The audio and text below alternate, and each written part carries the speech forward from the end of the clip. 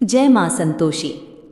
प्रिय भक्तों, शुक्रवार के इस पावन दिन आप सभी का स्वागत है।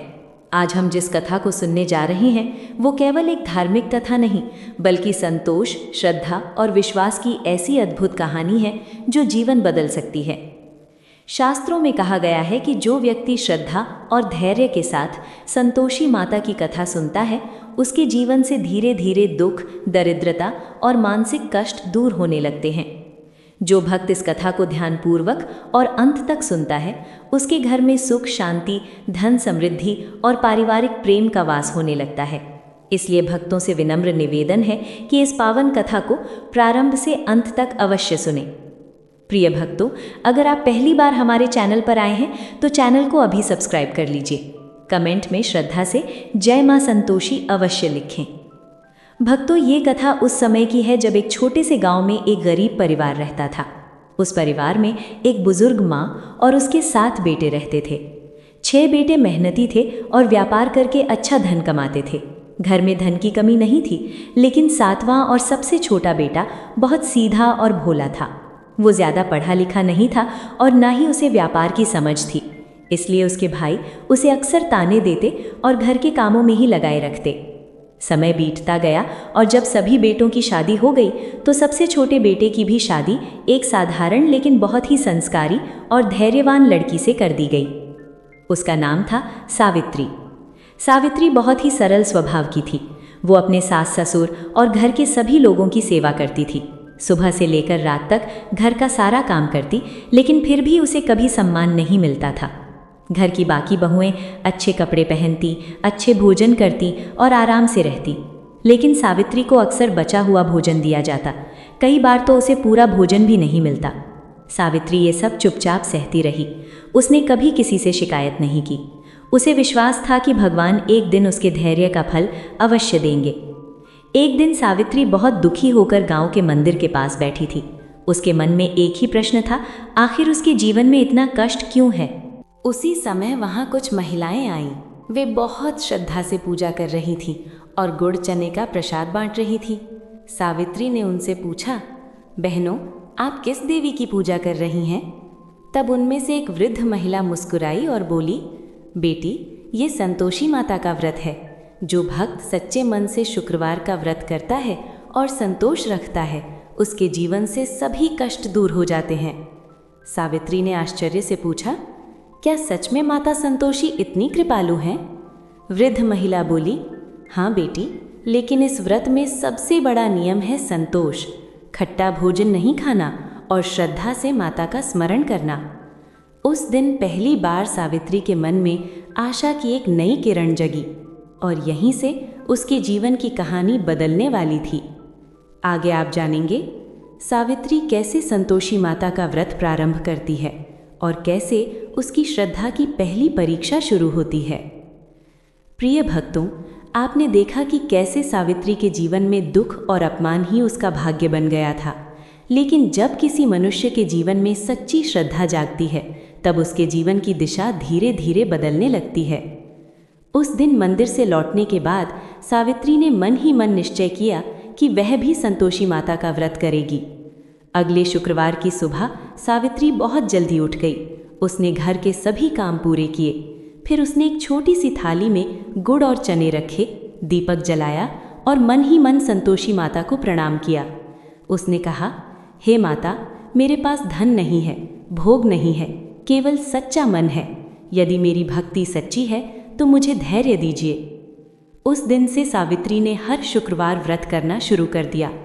लेकिन भक्तों, जब भी कोई भक्त सच्चे मन से भक्ति करता है तो उसकी परीक्षा अवश्य होती है। घर की अन्य बहुओं को ये सब अच्छा नहीं लगा। उन्हें लगा कि सावित्री कहीं माता की कृपा से सम्मान और सुख न पाले। इसलिए उन्होंने सावित्री को और अधिक कष्ट देना शुरू कर दिया। कभी उसे पूरा भोजन नहीं मिलता, कभी उसे ताने दिए जाते। लेकिन सावित्री ने अपने मन में संतोष बनाए रखा। वो हर शुक्रवार गुड़ और चने का प्रसाद चढ़ाती और माता का नाम लेती। कुछ समय बाद एक आश्चर्यजनक घटना हुई।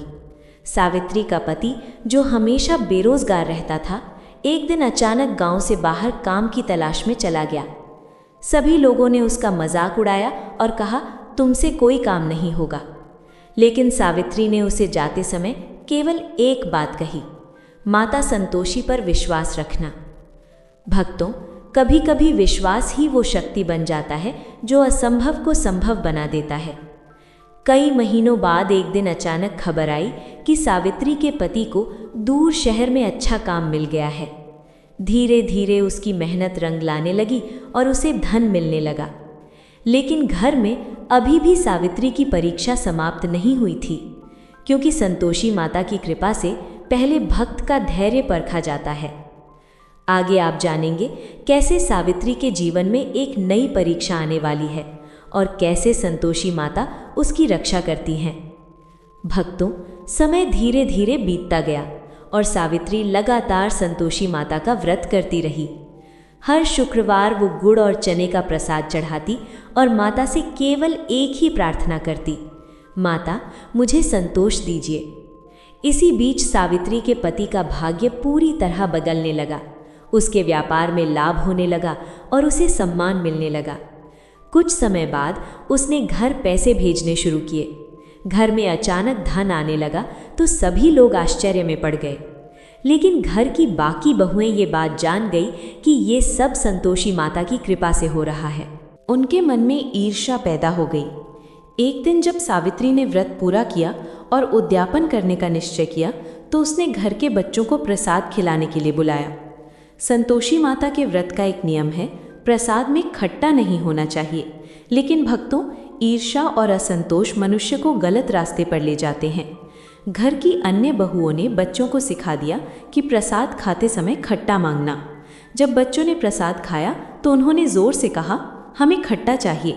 सावित्री ने समझाया कि व्रत में खट्टा नहीं दिया जाता, लेकिन बच्चों ने जिद कर दी। मजबूरी में सावित्री ने उन्हें कुछ पैसे दे दिए ताकि वे बाजार से कुछ खरीद लें। भक्तों, जैसे ही बच्चों ने खट्टा खाया, व्रत का नियम टूट गया और उसी क्षण सावित्री के जीवन में संकट आ गया। कुछ दिनों बाद खबर आई कि उसके पति को व्यापार में भारी नुकसान हुआ है और वो संकट में फंस गया है।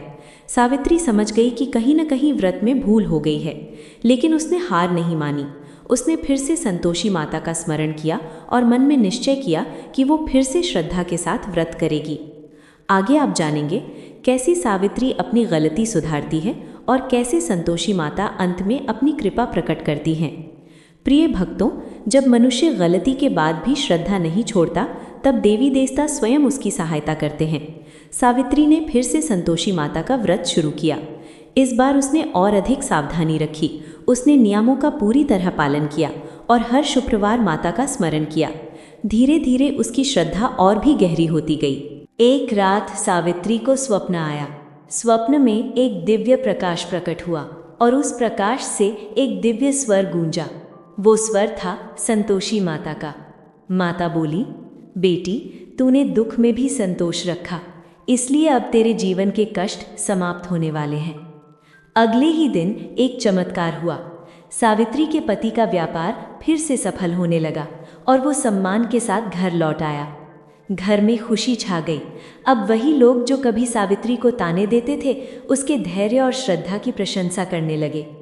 सावित्री ने अपने पति के साथ मिलकर संतोषी माता का भव्य उद्यापन किया। उसने गुड़ और चने का प्रसाद बांटा और गरीबों को भोजन कराया। भक्तों, इस कथा का सबसे बड़ा संदेश यही है कि जीवन में संतोष सबसे बड़ा धन है।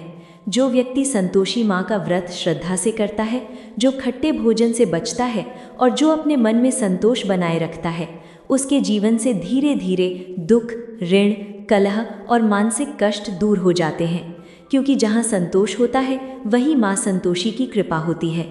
यदि ये पावन कथा आपके हृदय को छू गई हो तो वीडियो को लाइक करें और कमेंट में श्रद्धा से लिखें, जय माँ संतोषी। और ऐसे ही धार्मिक और ज्ञानवर्धक वीडियो देखने के लिए हमारे चैनल अंतर ज्ञान को सब्सक्राइब करना ना भूलें। संतोषी माँ की जय।